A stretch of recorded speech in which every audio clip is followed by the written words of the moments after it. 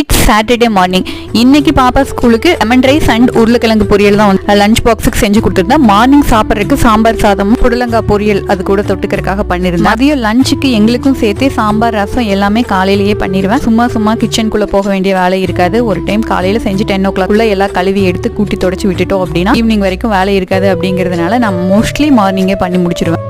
இன்னைக்கு கத்திரிக்காய் உருளைக்கிழங்கு போட்ட சாம்பார், புடலங்காய் பொரியல், பீட்ரூட் பொரியல் 2 பொரியல் பண்ணியிருந்தேன். பாப்பாவுக்கு உருளைக்கிழங்கு ஃப்ரை மாதிரி உருளைக்கிழங்கு நீல வாக்கில் கட் பண்ணி உப்பு தண்ணியாக வச்சு அதுக்கப்புறமா அதை ஃப்ரை மாதிரி செஞ்சு கொடுத்துருந்தேன். பாப்பாவுக்கு சின்ன வயசுலேருந்தே காய்கள்லாம் நல்லா கொடுத்து பழக்கிறதுனால உங்களுக்கு எந்த காயோட சாப்பாடு போட்டு வச்சாலும் தனியாக சாப்பாடு போட்டு காய வச்சாலுமே தொட்டுக்கிற சாப்பிட்டு வந்துடுவா.